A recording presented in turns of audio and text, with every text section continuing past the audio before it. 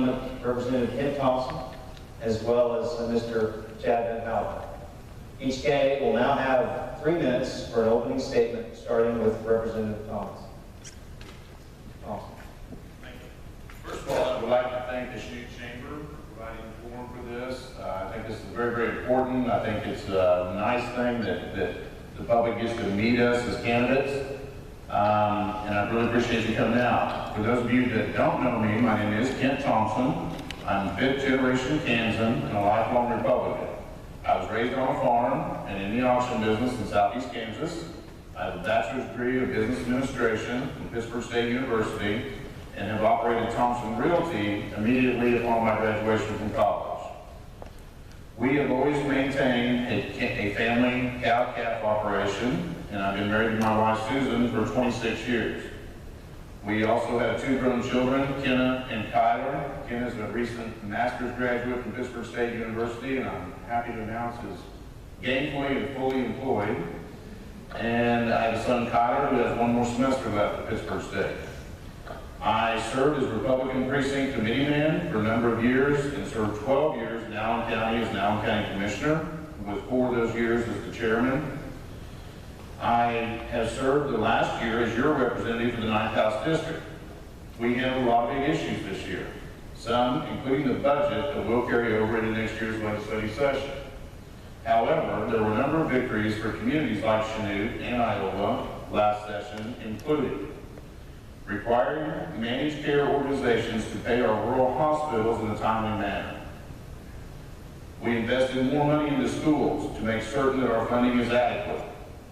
Even though I would have preferred a clean bill that the House actually passed, we did pass the funding portion.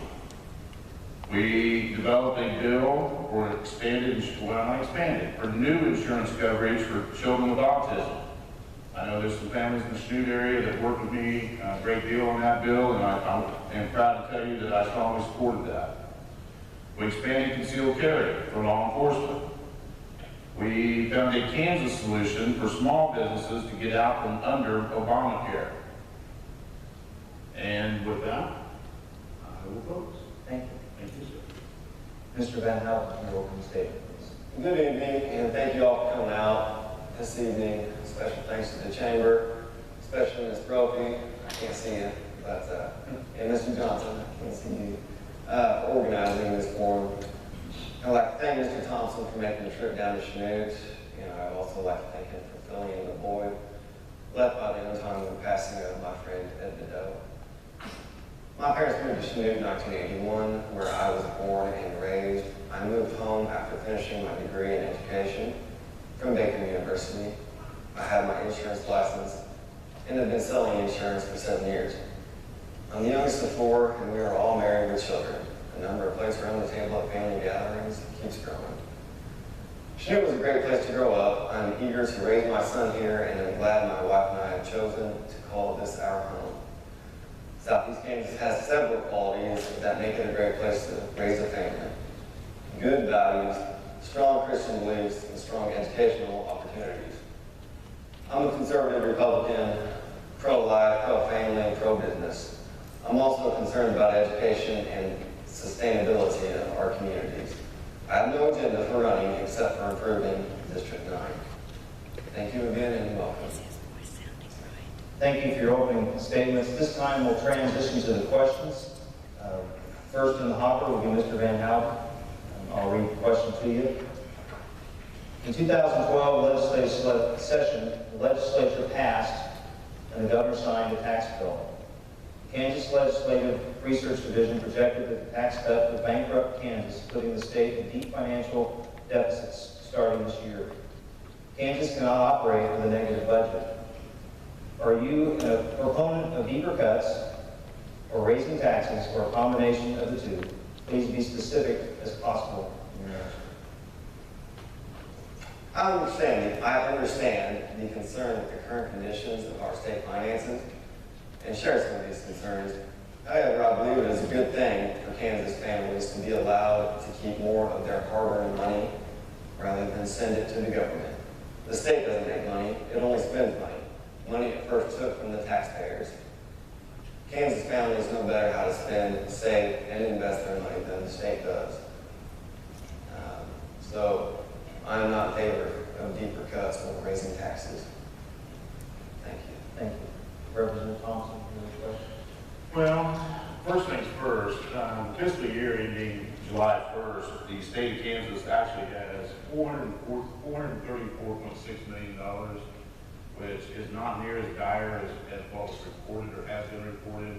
Obviously, that's just our ending cash balance. Now, what that does for us in the upcoming year is all going to be based upon projections.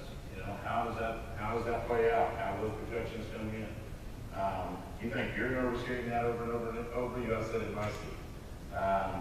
It absolutely is a concern. I don't know that there's an easy answer. I think whatever services that we have committed to and the state and the citizens feel are important have to be funded. I'm certainly not a champion of any kind of a tax increase. And I think hopefully the projections and the governor's policies that he has enacted are going to come back and ultimately help the state in a positive way. Thank you. Representative Thompson, this will be your question first. According to the Kansas Hospital Association, millions of dollars are leaving the state every month as long as Kansas does not expand Medicare or Medicaid for people who really need it. Are you in favor of this expansion? Please explain why or why not. Medicaid expansion is interesting to me because the more I read, the more confused I am. I think we have a duty to this state and obviously this district. I know there's 2 rural hospitals here that feel very strongly that we should expand Medicaid. I think, quite honestly, it should be something that the legislature gets to decide. It would be very interesting to me to have it in committee, to be able to discuss it. Up until this moment in time, the governor has been absolutely opposed to the expansion. He did say late in the legislative session that he might be open to having those discussions. I know there's some states that have taken some creative approaches to how to handle expanded Medicaid. Arkansas has got a pretty good example. But I think at the very least, we've got to have those discussions, and I think it should be done in the legislature. Thank you. Well, Medicaid was expanded by Obamacare nationwide to include more people, but Kansas did not expand. American hospitals gave up $700 million to help with Obamacare, but the cost is not being reimbursed. Expanded Medicaid is and was the way that rural hospitals, such as those in District 9, were going to get that money back. Medicaid expansion is supposed to mean hospitals get paid. In other parts of Kansas, they've had to make up the losses by raising taxes. Obamacare is complicated. The medical people I've spoken to do not like it. The governor is looking at a new proposal from the Kansas Hospital Association to deal with the Medicaid expansion. It's just a wait and see for District 9. Thank you. The third question will be yours first, Mr. Van Houden. The question is, do you support Common Core? Please explain why or why not. I believe standardized testing is important in order to ensure children are getting the education that they need. But I do not believe that the federal government should be mandating the standardization. That should be left to the state departments of education and the local school boards. Common Core is not the law of the land. Thank you. Representative Thompson. I don't know that I support Common Core or don't support Common Core. You know, I'm certainly not an expert on the topic, but I think it should be debated. I think it should be studied. You know, in the state of Kansas, we have the Department of Education that should be taking up that. You know, and currently it is the law of our land. I know when we had the education debate this year, Common Core was fully vetted in the Educational Committee. I'm not on the Education Committee, so I couldn't speak to what exactly happened there. There was a lot of talk that Common Core, or a movement to remove Common Core, to change it or stop it, was going to take place on the House floor. That never came to fruition. There was also some discussion on the education bill, finance bill, Senate attached to policy. There was talk that they were going to attach the elimination of Common Core to that. And they didn't. In my discussions with my superintendents and teachers, you know, I hear both sides of it. I hear people that are strongly for Common Core. I hear people that are strongly opposed to Common Core. And the thing that I hear most often is the teaching side of it is not that bad, but it's the testing side that they don't like. So obviously, our State Board of Education, I think, should lead us in that direction as to what we should do as a state. All I can do, again, not an educational expert, all I can do is listen to both sides. I think I have done that. I think my time is over. Thank you. It's hard to see that sign. You No, I cannot. have 30 seconds. Oh. Are you done? Yeah. Okay, thank you. Representative Thompson, this question will be yours first. Question 4. Also, talking along the lines of healthcare, in 2011, Governor Brownback created a managed care system called CanCare. What are your thoughts on this program now that has been in place for nearly 2 years? And secondly, would you be willing to sponsor or co-sponsor a bill to carve out intellectual and developmental disability services from CanCare? Please explain why or why not. Well, you are right. We do have 3 management companies, or MCOs, that are managing CanCare for us in the state of Kansas. I do know for a fact that this is the second of 3 years that contract is to run. I know that those management companies are losing millions of dollars.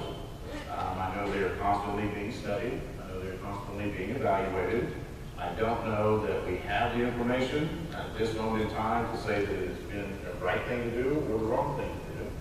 Obviously, next year, at the completion of their contract year, I think we should have the information available to be able to make those decisions. I hear positive things like everything else. I hear a lot of really good things about it. You know, walking door to door, talking to citizens, a lot of people are just adamantly very, very happy with the care they receive. Now, your specific question is to whether the idea that ED people should be carved out. I think that, if I'm not mistaken, originally they were, and then they were added in at a later time. I don't know that that's the correct answer. I've talked to Jim Cunningham about it. I've talked to several other folks statewide about it. So it's like everything else. Some people like it, some people don't care for it. But it is, I want everyone to be sure and understand that it is constantly being evaluated. They're constantly going to make changes to it. And at that moment in time, when we have enough information to make a decision, then we should decide that. To further go on and to say, would I sponsor legislation is really difficult to say, because what legislation? Are you saying, should I sponsor legislation that says that we do carve them out? Again, don't know. Don't have enough information to say that. Thank you. Van Houden, your question. I spoke with the Tri-Valley Executive Director, Tim Cunningham. Cunningham said 3 things about CanCare. It's not helping anything. We're sending money out of state to out-of-state managed care companies. Let me say that again. We're sending money to out-of-state managed care companies. And in 2011, there was an amendment attached that would make it better, but the speaker threw it out. CanCare has saved the state CanCare has saved the state over $1 billion. Over 1,000 new people have been added to the rolls because of this. There are problems with any new program, increased bureaucracy, and money sent out of state. So we can do more to make the program better. Tri-Valley has been a great asset to our area for the disabled. If I'm elected, I would certainly look at their fit into the CanCare system. For the second question, I need to meet Mr. Cunningham more. But anybody who knows me, and anybody who knows my history knows that I lived with a disablement. So you can mark my word that I will take care of those with mental and physical challenges. Thank you. Mr. Van Houden, this question will be yours first. Question 5. Education funding seems to be an issue in every budget cycle. What would be your plan to fix the education funding so that it is not a continual struggle? Secondly, do you believe education funding should be considered separately from education policy bills? Please explain why or why not. Can you repeat the question, please? Yeah. Education funding seems to be an issue in every budget cycle. What would your plan be to fix education funding so that it is not a continual struggle?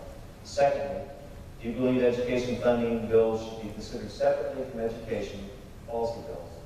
Please explain why or why. Well,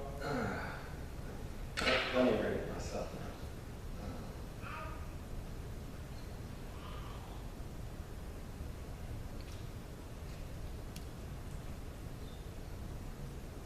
Well, let me just say, I disagree with Mr. Thompson's vote that gave Ashgrove such a large tax leniency and took $1.5 million out of this district.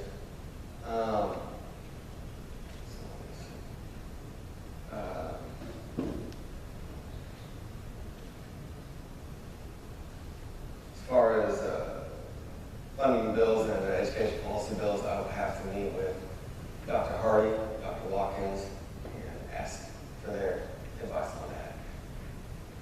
Thank you.